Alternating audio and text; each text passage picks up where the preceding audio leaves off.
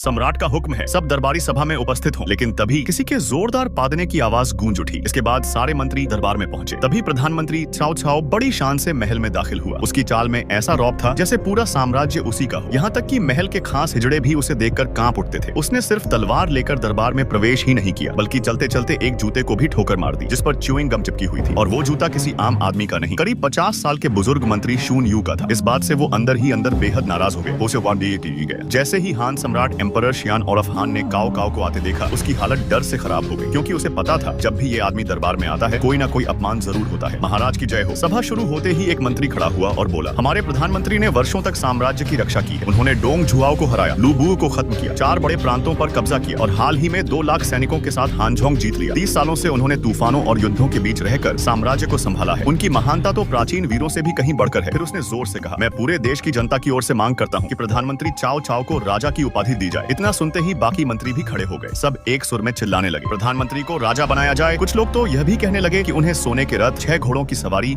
और सम्राट जैसी शाही सुविधाएं दी जाएं। यह सुनकर चाओ चाओ हल्का सा मुस्कुराया और बोला, मैं पीढ़ियों से हान साम्राज्य का सेवक रहा हूँ। अगर मुझसे कुछ उपलब्धियां हुई हैं तो वो भी सम्राट की कृपा से। राजा बनने की बात मैं कैसे स्वीकार कर सकता हूँ? लेकिन उसकी ये बातें सिर्फ दिखावा थी। असल में उसे पूरा भरोसा था कि आज उसे राजा बना ही दिया जाएगा। तभी अचानक शून यू खड़ा हो गया। उसने इस प्रस्ताव का कड़ा विरोध किया। काओ काओ ने उसे आंखों से इशारा भी किया, लेकिन उसने अनदेखा कर दिया। वो बोला, प्रधानमंत्री हमेशा कहते आए हैं कि उनका उद्देश्य हान राजवंश की रक्षा करना है। जब लियू बांग ने हान साम्राज्य की स्थापना की थी, तब एक नियम बनाया गया था कि कोई बाहरी व्यक्ति राजा नहीं बन सकता। अगर आज